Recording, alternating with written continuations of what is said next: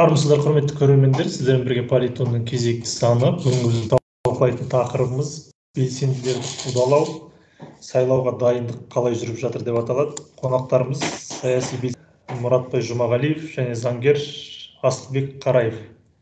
Уақыт бөліп бағдарламамызға қатысқандарыңызға рахмет. Жалпы соңғы бірнеше аптада ел бойынша осы белсенділерді қудалау, соққыға жығу, қамау фактілері жиілегендей, ақпаратта, әлеуметтік желіде, бақта осындай ақпараттар тарауда. Жалпы сіздер бұны немен байланыстырар едіңіздер? Бұл бір кезектен тыс президент сайлауы қарсаңындағы қудалаулар ма, жоқ әлде бір оның өзге де бір себептері бар ма? Асылбек аға, сізден бастайық. Ассалаумағалейкум барлықтарыңызға. Бұл тақырып сұрақ әдемі, бірақ бұл сайлау алды қудалау десек те болады. Негізінде мынау қылмыстық жүйенің 30 жылдық билеуіндегі жалғасып келе жатқан дүние десек дұрыс болатын шығар. Өйткені мынау Назарбаев құрған қылмыстық жүйе 30 жыл ішінде халықпен санасуды қойып, жәндегі демократия құндылықтарының бәрін аяқ асты жасап, осы уақытқа шейін қудалау, қылмысқа тарту, себепсіз жәндегі дүние мүлкіне қол сұғу, осындай қылмыстық әрекеттерді жасап келе жатыр. Сондықтан бұл бүгінгі дүние емес, бұл үстем тапқа айналған қылмыстық жүйенің іс-әрекеті десек те болады. Мұратбай аға, сіздің ойыңызша, жалпы сізде осы жақында соққыға жығылдыңыз, тіпті үйіңіздің алдында осындай оқиға болды. Осы жөнінде айтып берсеңіз. Осы 6 күні, осы 10-6 күні үйіме кіріп келе жатқан осындай белгісіз топ, беттеріне киген бәрі маска, собор киімі бар. Собор деген затты көрмей жүрген затымыз емес қой. Көріп жүріп, осы көзгеден көріп келеміз, қудаланып, сол соборлардың қолында, қолымызды қайырып, мынауын қалай деп шықсақ, тәуелсіз алаңдарға қолымызды қайырып алып кетіп жүрген соборлар ғой. Тұртамыз, сол кезде сағат түнгі кешкі 10-10:30 шамасында үйіме келген бала шағаммен. Есіктің алдында кіші балам, үлкен балам рөлде жүргізуші. Кіші балам артында екеуміз отырып, әке мына жерде маска киген балдар отыр дейді, есіктің алдында мына көз. Қайсы артыма бір қарадым, тек артымда соборлар ғой мынау дедім, не істеп отыр екен, мына соборлар жүрмейтін еді ғой, аманшылық ба екен деп. Жігіттер, не істеп отырсыңдар дедім, тек артынан, тек талдың артынан, тек 10 шақтысы атып шықты жүгіріп. Қара киім бәрі собордың киімімен, енді собор деген жазуын байқамадым. Жалпы собордың киімімен осылай үлкен балам, әке қаш деді, мыналар көбейіп кетті, бандиттер әке деді, сразу артық бір шақ бергенім болды, тек тұрбамен сол жерден тек тарсас, тек 2-3 секунд, 5 секундтың ішінде тек тарс, көрші өлім, тек бала шаға айқайлап шыққаны, тек сол жерде өтіріп кеткені бар ғой. Аман қалып, сол көршілердің арқасы жан жақтан айқайлап шыққасын, қашып үлгерді бәрі. Сол жерде тек сынып қалдым, ойбайлап, тек қақсап қалдым, тек аяқ кетті деп. Қатты үлкен темірлермен Сен жалпы бұны өзіңіз немен байланыстырар едіңіз? Немен байланыстырғанда, мынаны мен өзім алдында да айтқанмын. Жалпы мынау бұл биліктің несі, бұл үкіметтің, әкімдердің, бұл жергілікті әкімдердің несі бұл. Бұрында осындай жағдайлар болған, автокөлігімді өтіп кетіп, біздің жергілікті ГОБД-ның нелері бәрі бандитизм айналысады деп таза айта аламын оны бәрі. Себебі біздің әкімдер, жаңа әкімде, осы әкім келгелі, осы әкімнің балдары маған кәдімгі шүйліге бастады. Сен біздің браттарымызға, ағаларымызға әңгіме айтып, сен мына жүрсің болмайды деп маған кедергі келтірген. Тазалық мәселесінде жүрдім.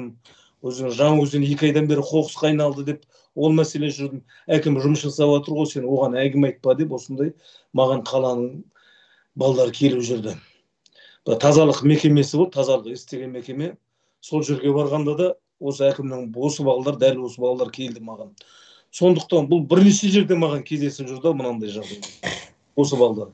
Сол үшін мен әкіммен байланыстырамын. Басқа енді қоғамда бір бір адамға жаңағыдай боғауыз айтып біреуді түртіп ұру деген ондай болмаған санамда. Болса ол кез келген адам айтады ғой, сен маған бүйтіп едің, мынандай қылмыс нелер жасап жүрсің, бұзақылықтар. Ондай жағдай болмаған. Маған осы кезге дейін шүйлігіп жүрген сол әкімнің балдары. Ол бірнеше рет кеше бір неде айтып жатыр, әкім Мұрат жер сұрап кетті, анау мынау. Бұл жер деген зат, ол жер сұрап отыр деген, ол жаңа өзінің сасқанын айтқаны, жаңа өзің жеке мәселеңмен кел маған деп, жаңа жеке мәселеңмен деп, жаңа әкімнің інілері тапқан жүр кіргіземін мен деп. Мен жеке мәселе емес, қаланың мусор шаруасы бар, ит көбейіп кетті, мына нелер тістеп жатыр, мына жылқылар жеп жатыр, иттер деп. Сонымен барғанмын, мына аялдамалар жоқ оқушылардың деп. Сол теманы көтеріп барғанда маған солай деп айтқан, жеке шаруамды айтшы маған деп. Менде жеке шаруа жоқ дедім. Жеке шаруа бала шағамнан, жаңа 6 балам бар. Соған енді жұмыс сұрағанда, жұмыс енді көріп отырсың ғой, кіргізбейді, ешқандай жағдай жоқ. Соған берсең, енді анандай балдарға қазір біздің мемлекетте, жаңа біздің Жаңаөзен қаласында жұмыс таба алмағанмен, әр балаға сіз жер беріп егін ектерсең болады, соған жер беріп неге егін ектірмейсіңіз деп содан мен қозғадым. Ал олар бұрмалап менен зат сұрап келіп отыр деп әкімнің сасқанан солай деп айтып отыр ол жерде. Түсінікті. Асылбек, сіз жалпы Мұратбай ағаның осындай басынан өткен дүниені қалай бағалар едіңіз? Бұл бір заңдық тұрғыдан бұған дейінгі дүниелермен салыстырып айтсаңыз. Есәлік, рахмет айналайын. Бұл жерде Мұратбайдың жағдайы бүкіл халыққа, Қазақстан халқына белгілі нәрсе болып жатыр. Оның ішінде қоғам белсенділері, әр өңірдегі қоғам белсенділерінің басынан өткен бірінші оқиға емес. Бұл жағдай уже жаңағы системаға айналып бара жатыр. Мынау қылмыс заң жағынан келетін болсақ, әрине бір жеке бұзақылар ұрып кетті деп қалдыра салуға да болар еді. Мысалға, жеке бастың әңгімесі болса, ауылдағы жаңағы бұзақылардың арасындағы жаңағы орысша айтқанда разборка дейміз ба, оны қылмыстық жаңағы полицияның құзыретіне жатқыза салуға болар еді. Бірақ осы Мұрат бауырымызға байланысты болған нәрсені, бұл саяси астары бар деп халық та түсінеді, өзіміз де түсінеміз. Өйткені Мұратбай бауырымыздың қоғам белсендісі деген бізде түсінік жоқ. Қоғам белсендісі деген елдің, жердің қамын ойлап жүрген, елдің болашағына алаңдайтын адамдарды қоғам белсендісі деген түсінік жоқ бізде. Қоғам белсенділері жаңағы депутатский неприкосновенность дейді ғой. Сол сияқты ешқандай заңнамамен жаңағы қорғалмаған. Депутаттың біреуіне мынау ұрмақ түгілі боқты сөз айтсаң, жауапкершілікке тартады. Полиция қызметкеріне жаңағы мынауың не деп кішкентай қарсылық көрсетсең, полиция қызметкеріне жаңағы күш қолданды деп, басқа деп неғып жібереді, қамап жібереді. Сондықтан Мұратбай бүкіл Қазақстан бойынша қоғам белсенділеріне, яғни еркін ойлау қабілеті бар, еркін сөйлеу күші бар, наразылығын білдіре алатын адамдарға жасалып жатқан саяси жаңағы биліктің жауабы деп қараса болады. Енді саяси жағынан баға беретін болсақ, кез келген біз конституциямызда жазылғандай, біз зайырлы демократиялық мемлекетпіз деп санайтын болсақ, зайырлы демократиялық заң үстем орнаған мемлекетте саяси тұтқындар, саяси қудалауларға мүлдем орын жоқ. Сондықтан бұны қазір жаңағы бір бұзақылар ұрып кетіпті, оны полиция тексеріп жатыр деген нәрсе билік тарапынан, ол жердегі саяси және идеология жүргізетін кісілердің тарапынан жасалып жатқан қылмыс деп бағалауға болады. Оны әрине біздің елде бағаламайды.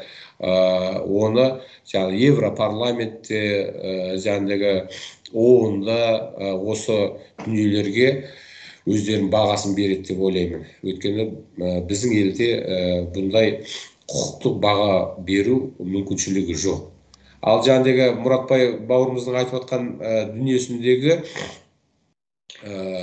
ертең анықталып жатқан күннің өзінде бір ауданның әкімі, қаланың әкімі осындай заң бұзушылық жасапты, даже анықталған күннің өзінде сол әкімді жазаға тартып, жұмыстан шығарып бірдеңе жасай салуы мүмкін. Бұның астындағы саяси астар шешілмейтін болады. Осындай елді тығырыққа жеткізу, жаңағы әкім халықты әкімдерге қарсы қою, полицияның қызметкерлерімен ұрғызу, соққызу, қудалау жұмыстарын жасап, полиция қызметкерлерін халыққа жеккөрініш көрсету, халықтың билік арасындағы жаңағы бірін-бірін жамандауына әдейі жасалып отқан үлкен идеология. Ол ертең бұның немен бітетінін бір Алла біледі. Сондықтан мемлекет басында отырғандарға бұл мәселеге үлкен мән беріп, шешу жолын табуы керек. Бірақ біз қазір көріп отырғанымыз шешудің орнына халықты осындай дағдарысқа, тығырыққа тіреп отыр. Осылай айтсам. Жалпы енді осы жақында мемлекеттік кеңесшісі Ерлан Қарин билікшіл журналист Нартай Аралбайұлына берген сұхбатында билік қорқатын оппозициялық күш жоқ деп мәлімдеді. Егерде билік қорқатындай күш жоқ болса, қоғам өкілдері болмаса, ондай оппозициялық күш болмаса, не себепті билік қазір осы белсенділерді қудалауын жалғастырып келе жатыр? Мұратбай аға, сізден бастайық. Ол тек бұлай айтылған сөз ғой, жай ғана айтылған сөз. Ол биліктің белсенділерден қорықпау мүмкін емес, ол бұлай қараса. Ол халық шешетін, қай жерде белсенділер мына биліктің жаңағы артын ашып, жаңағы шындықты айтып шырылдап жүрген, бұл белсенділер. Қаланың қазір өңір жерде әр жерден 50 белсенді шығып отыр, әр жерден енді. Оның жаңағы кімнің Нартайдың айтқан, жаңағы Нартай дейді, кімнің оның айтқаны деп қорққан адамның ісі, қорқатын адамның ісі бұл айтып отқан. Қорқпайды адам бұлай айтпайды ғой олай. Белсенділерден қорқпаймын деген сөз, ол қорқатын адамның айтатын сөз ол. Бұлай қарап отырсаңыз. Енді ол белсенділерден ол қорқпайтын болса, мынандай іс жасамас шығып, әділдік қайда, мынандай бейбіт шерулерге шыққандарды қолын қайырып, 3-4-5 адам қазір алаңға шықса, не істей алады 5 адам? Айқайлет, сөйлейді кетіп қалады ғой, тарап кетеді ғой. Бұл жерде деген ондай жоқ. Бір адам шық тек собырлармен қолын қайырып, тек автозаққа тығып, тек солай көрсетіп отыр ол. Өздерінің қорқатындығын, қорқаулығын көрсетіп отыр олар қазіргі таңда. Олар тек жай ғана айта береді, ол қорқпаймыз. Ол қорқады ол. Халық деген ол енді ол қалай енді ол 10 адам шықсын, 20 адам шықсын, халық деген бір спичка тек. Халық қазір ызамен отыр, халық уже біледі қазір. Мына жүйенің қалай келе жатқанын халықтың көзі ашылды қазір. Тек бір жерден бір тек бастайтын адам жоқ мына жерде қазір. Бір бастайтын бір тұлға болып шықса алға жетелеп халықтың бәрі шығады. Әрең отыр қазір. Қымбатшылық қысып бара жатыр қазір. Жұмыссыздық қысып бара жатыр. Жоқшылық қысып бара жатыр қазір өзінде қазір. Халық әрең отыр қазір. Тек бір тұлға мына сөзінің бәтуасы бар, тек алға жетелейтін бір адам шықса, тек халықта ерейін деп отыр соған тек қазір. Асылбек, сіздің ойыңызша? Жаңағы Ерлан Қарин мырзаның өзінен бастайық, айтқан сөздерін тыңдадық. Әрине ол қоғамда наразылық тудырды. Енді Ерлан Қарин мырзаны президенттің қасында отырған кеңесшісі ретінде сондай дәрежеде сөйлеуінің өзі ұят. Неге ұят деймін? Ол жеңіл түрде айтылған сөз. Ол президентке жағдайды мынау елдің арасында халықтың тынысын дұрыс жеткізбей отыр, немесе әдейі осындай нәрсені істеп отыр деп айтамын.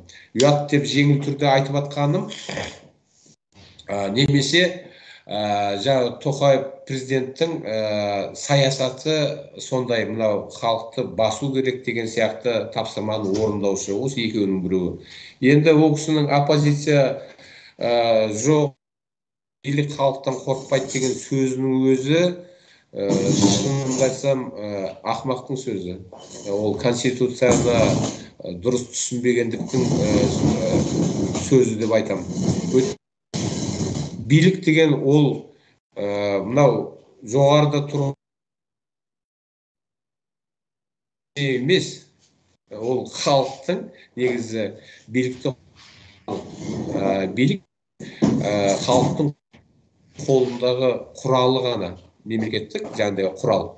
Сондықтан ол кісінің олай айтқанының өзі биліктегілер халықтан бөлек деген ұғымды көрсетеді. Осы нәрсені ол кісі дұрыс ажырата білу керек, өйткені халық қаласа билік бір-ақ күнде ауысуы мүмкін. Оны кеше қаңтар оқиғасында да көрдік, басқа неғылдық. Сол осы түсінікті түсінбей отырған Ерлан Қариннің бұл айтқан сөздері мүлдем саясаткерге, ел басқарушы тұлғаға лайықты іс емес. Енді бұл жерде оппозициядан қорықпайды деген оппозиция жоқ, оның үстінде жаңағыдағы коалиция деген коалиция болған жоқ, ол бір клуб деп атасақ болады деген сөздерді айтты.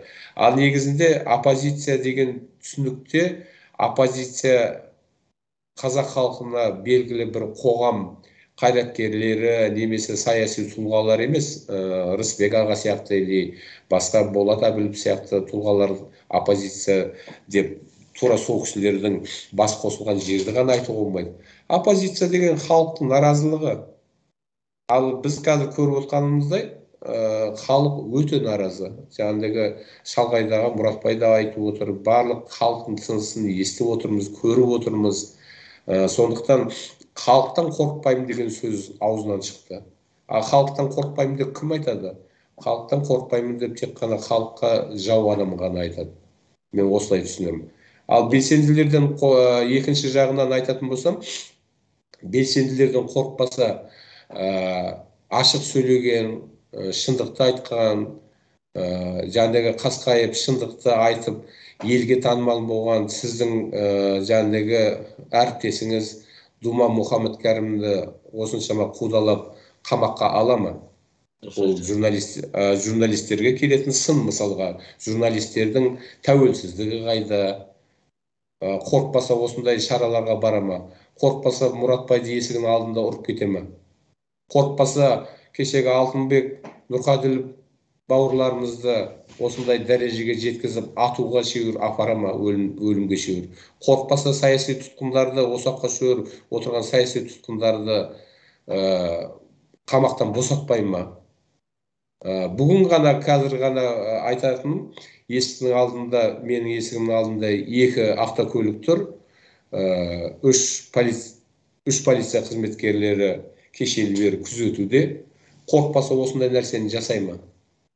Бұл демократиялық елдегі болмауға тиісті құбылыс. Сондықтан Мұратбай дұрыс айтады. Бұл қорқақ емес, анау нелердің, сайқымазақтардың істері деп бағалауға болады. Дұрыс. Жалпы енді қазір белсенділерді, жаңа Дума Мұхаммедкәрімді айтып қалдыңыз, журналистерді әлі өтпеген митингіге шақырған үшін қамауға алып жатыр.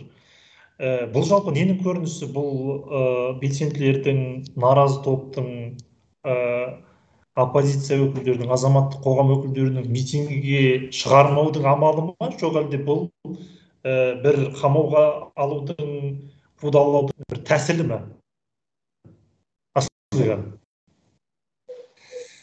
Бұны заң тілімен айтатын болсақ, жаңағы қылмыскерлердің өзінің қарсы әрекеттері бар. Бір жағынан түсінуге де болады. Қылмыскер ұрыға келе жатқан кезде жаңағы жоспар құратын, түннің қараңғылығын пайдалану, жариялық емес, или жаңағыдағы егер үйдің ұрылап жатқан кезде үйдің егесі шығып қалатын болса, бір машинаға мініп қашу деген сияқты. Жоқ, көшеге бір жаңағыдағы орысша тілмен айтқанда атас дейді, атасқа біреуді қойып қояды, бір кедергі болатын болса хабар бересін деген сияқты. Бұл істердің барлығы мемлекет басында отырғандардың, билік басында отырғандардың қылмысқа баруға дайын екендігін көрсетеді. Небір әрекеттермен ішінде жаңағыдай қоғам белсенділерінің баласына, әкесіне қарсы қойған, әйелін жолдасына қарсы қойған, неше түрлі банктегі счеттарын жауып тастау, немесе жаңағыдегі қызметін, кәсібін тартып алу сияқты, немесе баласына қастандық жасап ықпал ету жағында, бұның барлығы заңда жоқ нәрсе. Заңда жоқ нәрсе. Сондықтан бұл тек қана жаңағыдегі журналист бауырға тиым салып жатқаны, оны қамап қойып, басқа журналистерге қорқытып, үркітіп, амал жасау арқылы істеліп жатқан іс деп қана білемін. Бұл жерде тек қана жалпы тілмен айтатын болсақ, өз халқын, керісінше халыққа жұмыс істеу керек болатын билік өз халқын қорқытуда, үркітуде ұстау тәсілі деп бағалауға болады. Бұл тек қана соның ғана көрінісі, басқа көрініс жоқ. Халықпен жаңағыдай айтып тұрмын ғой, халықпен мына билік басындағылар бір нәрсені ұмытып кетеді. Осындай тәсілдермен біз халықты үркітумен, қорқытумен ұстасақ, кешегі қаңтар оқиғасы сияқты уақытысында жаншып тастасақ, ертең басылады, тәубесіне келеді деген ұғымда сондай түсінікте. Ол диктаторлық жүйеге байланысты тәсілдер. Ал халық деген жаңағыдай Мұратбайдың да айтамай неғып отқан жері, аузына түспей отқан жері, халық деген бұл бір ерекше организм. Оны қаңтар оқиғасында соншама халықтың көшеге шығып кететін мен де білген жоқпын, мысалға Мұратбай да білген жоқ. Бірақ халық деген бір организм, оның қай күні жарылатын сыздау сияқты, қай күні қандай нәтижемен бітетін, оны тек қана бір-ақ Алла біледі. Ал қалған нәрселерім бар, біз қоғамдағы сондай көзқарастың туындауын, журналистер қауымы сондай шындықты жет, ол халықтың көзін ашуға жасалған іс-әрекеттер ғана. Біз қоғам белсенділері әр жерде өңірлерде жүрген, біз мынау мемлекеттігімізден айырылғымыз келмейді. Бізге де мемлекетіміздің өркендеп, халқымыздың тұрмыс жағдайының дұрысталып, жақсы өмір сүргіміз келеді. Біз соны жеткізгенге бола, біз жау қылып санап отырды, негізінде кезіндегі Назарбаевтың да, қазіргі президент болып отқан Тоқаевтың да қағаз жүзінде айтатыны тура біздің айтып отқанымыз. Дәл біз де солай айтамыз. Біздің еліміздің өркениетті ел болғанын, адам құқықтарының сақталғанын, ешқандай қуғын сүргіннің болмауын ол кісі өз аузымен айтады, бірақ орындамайды. Ал біздің де айтып отқанымыз тура сол сөздер, бірақ біз жаңағыдегі оны халық ретінде талап ету құқығымыз бар. Ол қанымызбен келген дүние, сондықтан біз талап етуге құқылымыз.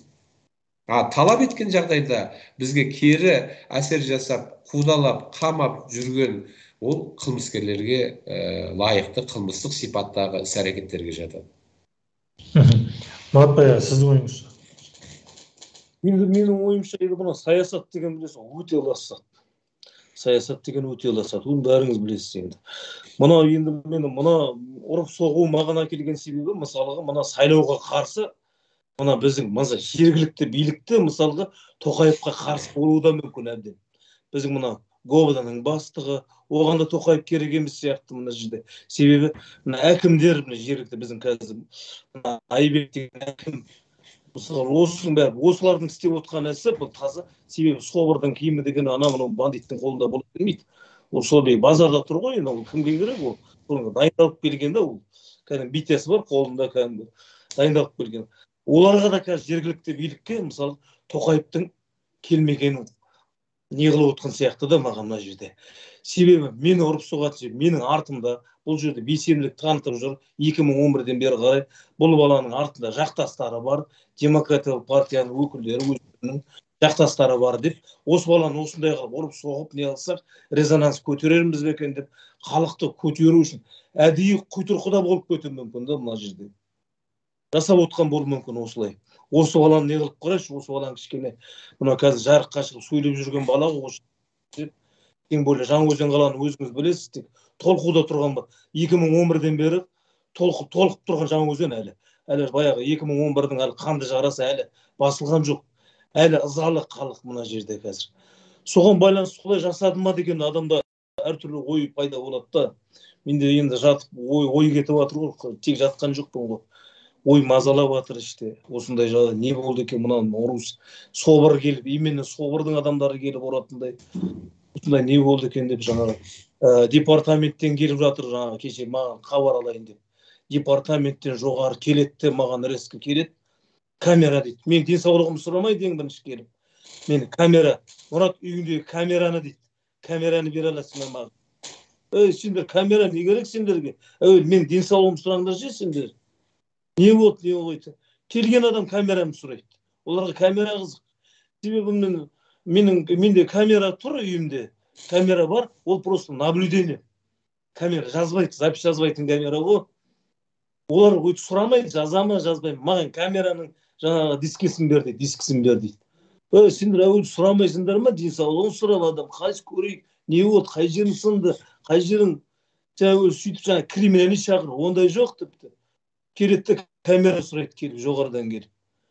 Мен айттым, камера жоқ, камера деген өзім көрсетем, сендер әуелі ашкерелеңдер, сосын ашкерелегеннен кейін мен сендер. Олардың құйтұрқысы бар, талай басымыздан өткен, баяғыда 2011-де жатқанда, мысалға мен қазір камераны берсем, мысалға, ол камераның ішінде өздерінің адам екені белгілі болып қалса, немесе белгілі болмай қалған жағдайда, ол мына қазір сотталайын деп отқан әртүрлі қылмыспен, жаңағы қыз зорлау фактімен, әртүрлі факттермен отыр да. Әртүрлі сондай факттермен отырған балдар жай ғана мына әкімнің нелері емес, жаңағы жендеттері емес, басқа балдар сотталып кетуі мүмкін да. Бұлар қылмысты тез ашқысы келеді менің ойымша. Сосын айттым, менде камера бар, камераны бермеймін сендерге деп, солай олар үкіметке солай шығарып салдым бұларды. Түсінікті. Жалпы жаңа айтып жатырмыз ғой. Ясбек айтасыз, пікіріңіз бар ма? Мен Мұратбайдың сөзіне кішкене қосарым бар еді. Бізде кейде сондай тактиканы қолданамыз. Мынау мен Алматы облысы Талғар ауданында тұрам. Талғар ауданының әкімі жаңағы бізге қысым жасап басқа қылып жатқан кезде баяғыда Назарбаевтың уақытысында ойлайтын тұғымыз, осы әкім құртып жатыр ғой, Назарбаев телевизордан сөйлеп жатыр ғой, коррупцияға қарсымыз деп тұр ғой, мына әкім ғой деп ойлайтын тұғымыз. Ол енді қазіргі кезде мынау біздің тек қана қолданатын тактикамыз болды. Ал жаңағы әкімді Тоқаевқа қарсы әрекет жасап жатқан сияқты десек, билік басындағылар Тоқаевтың өзі сол әкімді алып тастайтын сияқты болды. Негізінде мен айтарым, қылмыстық істің идеологы бар, оны ұйымдастырушысы бар, оның орындаушысы бар. Идеологтар бізде жаңағы үкімет басында отырған президенттен бастап басшылар осындай заңсыздықтарға ұрсақ беріп отыр, ал жергілікті әкімшіліктер оған тапсырма беріп отыр. Ал қайдағы жүрген бір собыр ма, полиция ма, сол надандық ойдағы нелер соны орындап жүр. Мына айтар ем, егер мына жаңа Қазақстан деп жаңа құқықты Қазақстан орнатпасақ, ол тек қана мынау бизнескерлерді кетірмей орнатпасақ, бізде ешқандай заң үстемдігі болмайды. Ол деген сөз, мына жауапкершілікке тартылмайтынын білген, не істесе ойына, не келсе соны істейтін әкімдерің де, полиция қызметкерлері де бізге приказ берді деп, осындай тығырыққа тіреле береміз. Ол тығырыққа тірелген кезде қазір мен жиі айтатын сөзім бар. Мына билік басындағылар, оның ішіндегі жергілікті атқару органдары, құқықтық қорғау органдары барлығы орысша айтқанда пашвам кетті қаңтар оқиғасынан кейін. Бұрынғыда ескіше өмір сүргілері келеді. Тоқаевтың аузынан жаңа Қазақстан деген сөз бойынша не істерін білмей қалады. әділетті Қазақстан құрайық десе тағы болмайды, бұрынғыша жүреді. Қазір мынау Тоқаевтың осындай саясаты елді басқару жүйесіндегі адамдарды шатастыруға әкеліп соқты. Бұл шатастырудың түбі, әділетті Қазақстан орнатпасаң, әкімдерің сол баяғы істерін істеп, ойына келген істеп жүре беретін болса, жақсылыққа апармайтыны анық. Жәндегі айтып тұрғанымдай, білмеймін, не себеп болатын. Халықтың жәндегі мынау қиыншылықтан, бағаның өсуінен дағдарыс болып көшеге шығып кететіні, немесе жәндегі осындай заңсыздықтардың біреуі кешегі арзымайтын газға бола елдің бәрі шығып кетті ғой. Сол сияқты бір себептен шығып кететін дағдарысқа әкелуі мүмкін. Сол дағдарыста кешегі қаңтар оқиғасы сияқты қанды жағдайға апармайтындай биліктің басындағы қоғам белсенділеріне, елдің қамын ойлайтын азаматтарға керісінше мынау сенімді артып, жауапкершілікпен қарап, елде өзгеріс жасауға міндетті, тиісті. Ал керісінше қазір біздің көріп отқанымыз тек қана қудалау, қуғын сүргін, саяси тұтқындар. Мен жаңа негізі осыған байланысты сұрақ қойсам ба деп едім, келесі сұрағым сондай еді. Осы қаңтар оқиғасынан бері міне 10 ай өтті. 10 айдан бері енді қаңтар оқиғасына дейін білеміз ғой, митингке шығады, белсенділер кетлингке алады, 15-20 күнге қалмайды. Қаңтар оқиғасынан кейін де қазір сол жалғасып жатыр белсенділерге. Журналистерді қамап жатыр, қудалап жүріп жатыр. Жалпы енді бұл сонда биліктің қаңтар оқиғасынан бір ешқандай сабақ алмағанының көрінісі ме? Жалпы оның аяғы ертең неге алып келуі мүмкін деген сұрақты қойсам ба деген. Асылбек аға, бірақ сіз жаңа біразды жауап беріп кеттіңіз. Мұратбай аға, сіз бастасаңыз. Енді қаңтар оқиғасы деген енді аяқ астынан жаңағы газден какой-то бұл 50 деген газінен басталды ғой. Газы 120-ға алып келді, үкіметтің билік өзі қолдан жасалған не болды? Мына біздің Маңғыстау облысында әкімі Серік Тұрымов болатын болған, оған дейін. Серік Тұрымовқа давай менің жаңағы ойым алдында да айтып жүрмін. Бұл жаңа билік қалай мына толқып тұрған қазақ елін көтереміз, қалай көтереміз деген ана бір неде болды ғой, Россияға барып, орысқа, Путинге барып, жаңағы неден WhatsApp-тан тарады ғой. Бізде жаңағы Тоқаев пен Назарбаев кездесті.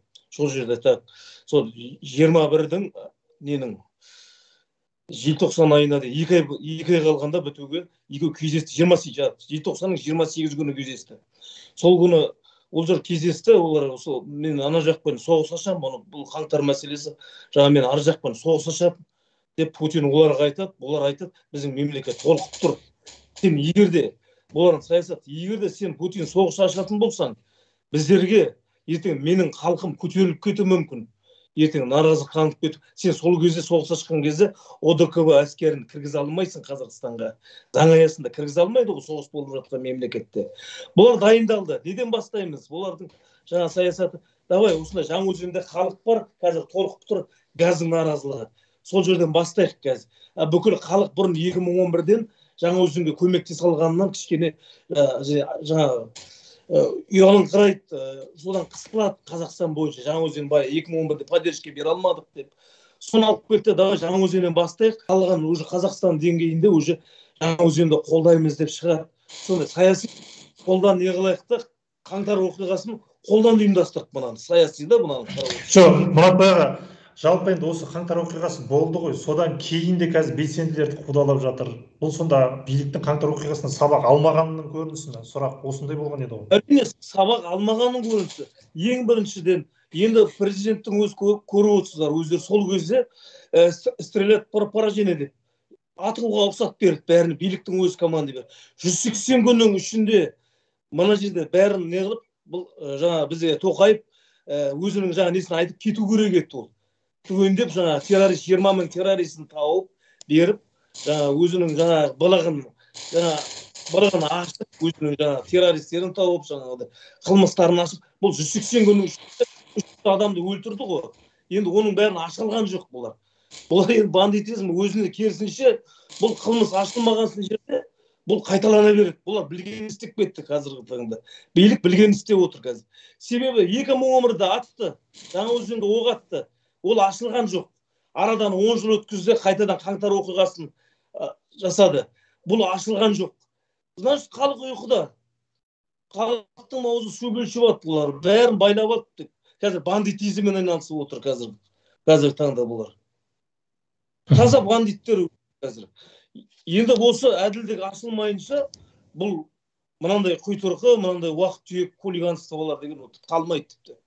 Өлтіріп кету, Дулат Ағаділ Ивесте өліп шықты, оған ешкім жүгірген жоқ. Заманбек Нұрқаділов 3 рет оқ тиді, өз-өзіне атты өлді, оған ешкім жүгірген жоқ. Алтынбек Сәрсенбаев та атып кетті, оған ешкім жүгірген жоқ халықтың. Міне осыдан ашылмай келе жатқан. Дер кезінде қылмыс ашылмаған жерде бұл жалғаса береді бұл. Бұл тоқтамайды бұл іс. Түсінікті. Асылбек аға. Енді қаңтар оқиғасы сабақ болды ма деген кезде әрине болған жоқ. Сабақты алатын айтып бағана Ерлан Қарин мырзаның істеп отқан тірлігінен. Жалпы билікте ондай халыққа жақсылық жасайық, тығырықтан қалай шығамыз деген тақырып тұрған жоқ. Қаңтар оқиғасында мыналар не үшін шықты, не істеуіміз керек деген тақырып тұрған жоқ. Оның үстіне оны елімізді жақсартайық, басқа деген ауыздан шыққан сөз ғана болып тұр, шын ниеттің жоқтығын көріп отырмыз қазір биліктен. Бағана бір сөзімді айтып қалдым ғой, мынау ауыздан шыққан сөзден жаңа Қазақстан дегеннен қазір әкімшілік болсын, полиция, прокуратура қызметкерлері болсын, кім болсын, не істерлерін өздері білмей отыр. Халық түгілі мына мемлекеттік қызметкерлердің өздері қазір шаршап отыр. Өйткені Тоқаев келгелі бері 3,5 жылдың ішінде ананы да уәде берді, мынаны да уәде берді, ешқайсысын жасамай мына қайттан сайлауға түсіп жатыр. Сондықтан ол сабақ болған жоқ.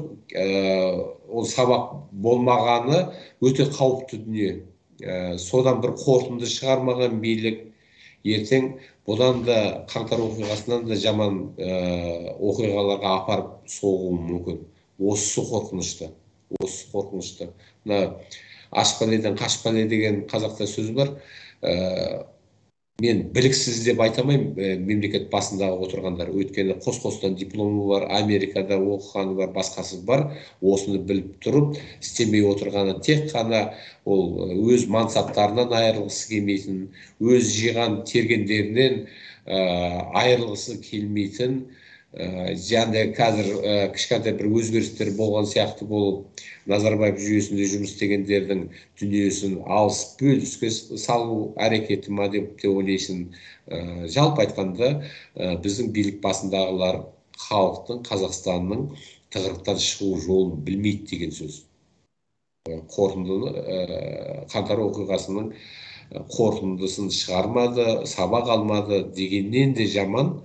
Билік басында айтып отырмыз ғой, қылмыскерлер отыр, бұлардың ниеті де жоқ деген түсінікке келеді. Ол қарапайым халықтың барлығының қазіргі ойы. Жалпы жаңа бағдарламаның басынан бері айтып келе жатырмыз ғой, сайлау қарсаңында белсенділерді, тәуелсіз журналистерді қудалап жатыр деп. Енді сайлаудың өзіне келсек, жалпы сіздер осы уақытқа дейін кандидаттар тіркелді, енді міне үгіт насихат жұмыстарын бастайды. Сіздерге жалпы осы сайлаудың дүбірі сезіле ме? Асылбек аға. Дүбірі дегенде, жаңағы дүбір деген сөздің өзі бір үлкен аламан бәйгенің. Негізінде енді мынандай ғой, негізінде президент сайлау деген енді үлкен лауазым ғой, енді бұл парламент сайлауы емес, негізінде дүбірі сезілу керек қой. Сезілу керек, өйткені исі қазақ азаматтарымыз ғой барлығымыз. Мен мысалға дүбірден, аттың дүбірінен, үлкен бәйге көкпарлардың дүбірінен арқам қозып дебелем ұстап кетеді. Сол сияқты бұл сайлау науқаны да бір жеке алған мемлекеттердегі үлкен науқан. үлкен сайыс. Ол шын мәніндегі маңызы сондай. Ал қазіргі біздегі болып жатқан сайқы мазақ болғаннан кейін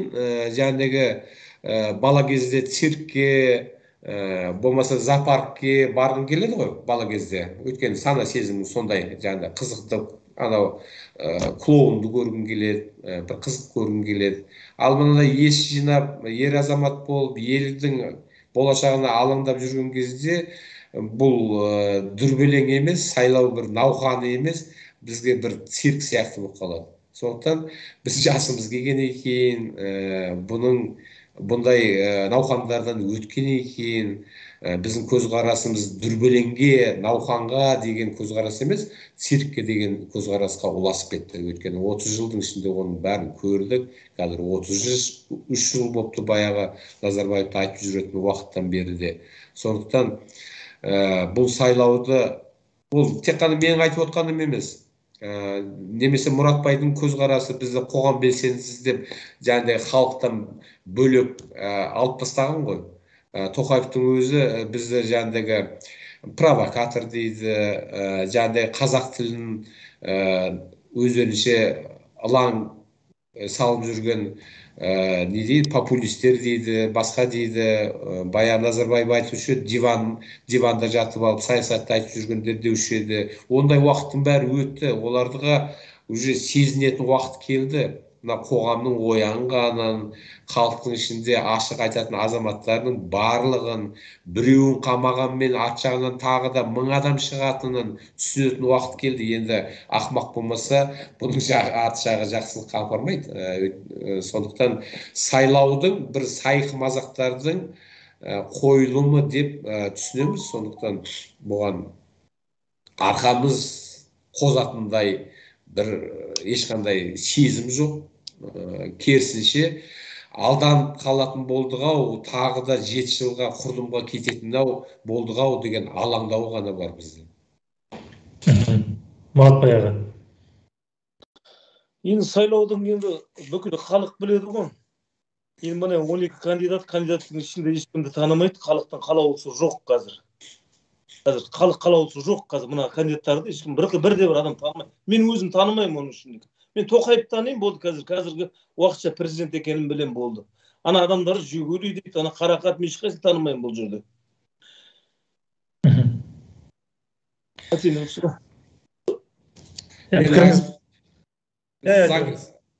Исалет мырза, рұқсат болса мен заңгер ретінде заң аясында айтқан сөзімді айтып кетейін, кішкентай түсіндіріп.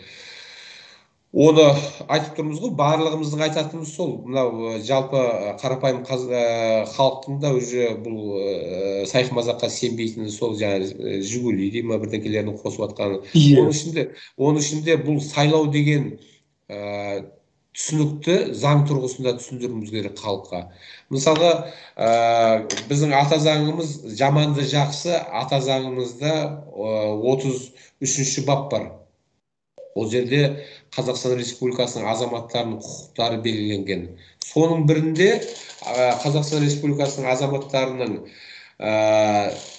билік елді басқару ісіне араласу құқығы бар. Елдің басқару ісіне, елдің болашағына таңдау жасалып жатқанда өзінің саяси көзқарасын, мысалға жерді сатпау, тіліміздің қандай болу деген мәселелерде әр Қазақстан Республикасының азаматының соған белсене атысатын құқығы бар. Ол хақы, парызы десек болады, мысалға дін тұрғысында. Онымен қоса сол 30-ші бапта Қазақстан Республикасының Конституциясының сайлауға қатысуға және сайлануға құқығы бар деген. Значит, ол құқықтардың бәрі шектеліп тасталған болатын болса, ешкімнің сайлануға құқығы болмаса, оған тек қана мемлекеттік қызметте жұмыс істеген адамдардың ғана қатысуға құқығы болатын болса, әр түрлі керек емес талаптарды қойып, шектеулер жасап тастаған болатын болса, мысалға мен көкпармен, бәйгемен салыстырдым ғой мына сайлауды. Ол сондай қазақтың дебелеңін қоздыратын сондай үлкен сайысқа сенің мына жерде простой рабочий болған екенсің, сен кірмейсің. Сен ана бәйгеге атыңды қоспайсың, ақшаң жоқ. Сен болмаса жаңағыдегі что-то түрің ұнамайды, сенің ана жерің ұнамайды деп шектеулер қойып тастайтын болса, қандай бәйге болады? Сол сияқты бұл сайлауда сайлау құқығымыз жоқ деп айтсақ та болады. Дұрыс айтасыз. Сайлауға қатысуға сенің Қазақстан Республикасының мына 33-ші бабында көрсетіп тұрса да, сайлануға құқың жоқ деген сөз. Бұл халықаралық заңдарға да керек қайшы дүние. Бірақ орысша айтқанда подзаконный акттар дейді, сондай жаңағыдегі болмайтын нелермен шектеулерді жасап тастаған. Оның өзі орындалмайды бізде. Оның өзінде әйтеуір жаңағы 120 мың адамның дауысын салу керек, оның ішінде қолыңды неғу керек. Біз бұдан не көреміз? Бұны жаңағы биліктің өз тек қана мүддесі үшін жасап жатқан сайлау екенін көреміз. Халық не үшін сенбейді? Осы үшін сенбейді. Ондай сайлауға қатысудың да, барудың да, көрудің да, мазақ болудың да керегі бар ма деген сұрақ туады. Дұрыс. Түсінікті. Жалпы енді соңғы сұрақты болыңыздар, енді жалпы бағанадан бері айтып келе жатырмыз ғой, енді елде болып жатқан дүниелерге қарап, биліктің қабылдап жатқан шешімдеріне қарап, жаңа Қазақстан дейді, екінші республика дейді, міне президент сайлауы өтеді, президент сайлауынан кейін көктемге қарай келесі жылы парламент сайлауы өтеді деген сыбыстар бар. Жаңадан партия құрамыз деп жатыр, кейбір азаматтар партиясын құрып, құрылтайын өткізіп жатыр. Тіркей алмай жүрген азаматтар бар.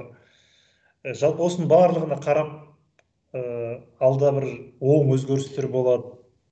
Шынымен де демократияда ел боламыз жақын болашақта деген үміт бар ма жалпы сіздерде? Мұратбай аға. Ол ондай үміт мына жерден халық, ондай үміт демократиялы мемлекет болу үшін халық саяси көз ашық, саяси сауатты болу керек деп ойлаймын. Себебі қазір енді көріп отырсыз, елбасы қазір Тоқаев деп отыр. Қазір Тоқаевтың артында кім тұр? Өздеріңіз білесіз. Өзінің қойып кеткен ана таза Назарбаев ұрып, 2011 Жаңаөзенде қырған қаншер, ол артында тұр Тоқаев.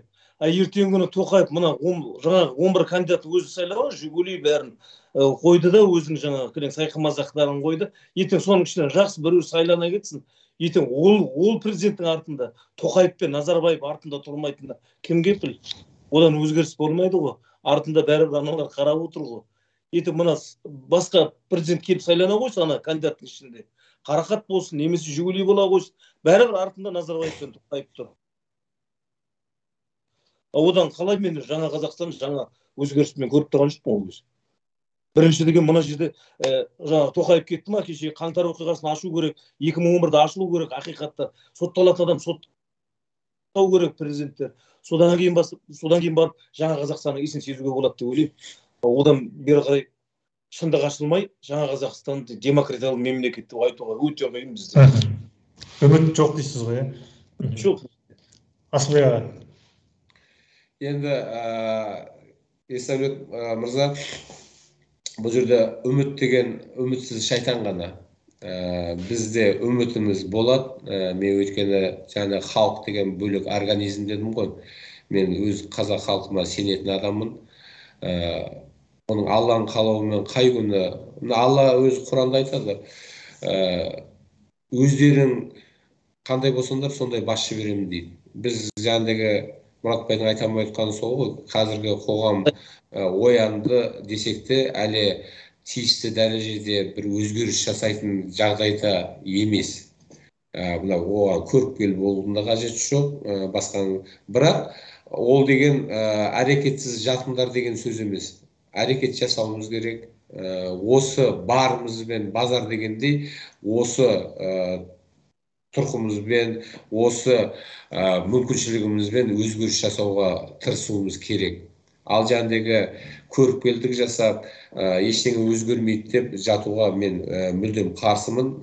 Оған қаңтар оқиғасы да куә, наразы адамдар осы Алматының өзінде жүздеген мың болып шықты. жаңағыдай келіп кететіні бар, ертесіне кететіндері бар. Жүздеген жалпы қоғамның наразылығы өте зор болды. Ол жаңағыдай арандатушылар болды, мейлі 500 болсын, мейлі 1000 болсын, жаңағыдай сындыруды, басқаны өртеуді бастағандар, бұзақылар болған рас.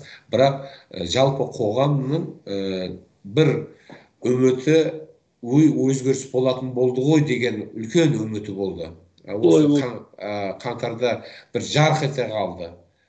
Бірақ мен ойлаймын, үміт үзілген жоқ, өзгеріс әрине болады. Халық мынау болашағының жарқын болуын, болашағының жақсы болуын армандайтын халық түбінде сондай болашаққа жетеді. Ол дін жағынан алсақ та, саяси тәжірибелер жағынан алсақ та өзгеріс болатыны хақ. Бірақ жаңағы айтқанымыздай, мына құрылған кеңестік дәуірден қалған жүйемен емес, жаңа Қазақстанды, нағыз жаңа Қазақстанды ниет қылатын, соған ұмтылатын, сол үшін күресетін, әділдік жолында жүретін азаматтар ғана құрады.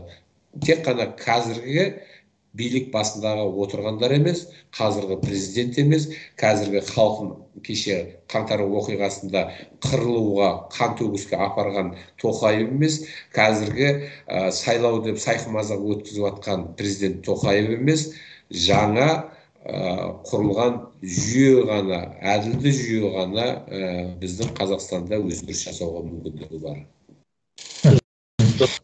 Бұл енді айтып отырғаныңыз дұрыс қой. Просто мынау 30 жылдан бері қалыптасып қалған бандиттік жүйеде қазір қалыптасқан. 30 жылдан бері. Бұны енді түзету деген оңайлыққа соқпас әрине. Бірақ енді кешегіде енді мына көріп отырсақ, мына кеше ұрып соғып отқанның ішінде, енді кешеге ұрып соғып отыр өздері бір жағынан. Енді мен мына жерде енді Жаңаөзен халқына мына биліктің жаңағы ашылмай жатқан жаңа нелерін түсіресің ғой, енді қоқыс мәселесі бар, әртүрлі тікелей эфирге. Сен ұрып соғып айтатыны ғой жаңа. Сен неге күрестердің жаңағы ағаларымызды түсіресің деп ұрып соғып жатыр да, сол кезде айтып жатқан әңгімесі. Сен енді видеоға түсіргенін көрмейік деп та қорқытып. Соның бір бандиттік жүйе шиеленісіп қалған ғой, Жаңаөзенге дейін келіп тұр ғой, енді Астанадан сол үлкен қалалар Жаңаөзенге дейін келіп тұр ғой, кішкентай. Мәке, еске бір нәрсені дүниені айтып кетейін. Мынау үміт бар ма деген кезде, әрине біз тәжірибеге, болған оқиғаларға сүйенеміз ғой. Біз 18 жылдардан бастап наразылыққа шығып жүргеннен бері біраз өзгерістер болды. Қанша дегенмен жаңағы Мұратбай айтқандай бір наразылықтарын көрсетіп, неге мынандай болмайды, неге мына қоқыс жиналмайды, неге мына жерде есіктің алдында тұрып алып, 4 аяқтап, 4 қолынан ұстап көтеріп кететін полиция да жоқ қазір. Кішкентай қазақи намысқа оянған, біз құқық қорғау органының ішінде де өзіміздің бауырларымыз жұмыс істеп жүргенін ұмытпауымыз керек. Билік басында да біраз жаңағы амалсыздан жүрген азаматтардың бар екенін білуіміз керек. Түбінде қанымыздың қазақ екенін білуіміз керек. Жаңағы әрқайсымыздың жағамыздан ұстап, жаңағы сен полиция формасын киіп алдың ба, сен осындайсың деген ұғымнан ада болуымыз керек.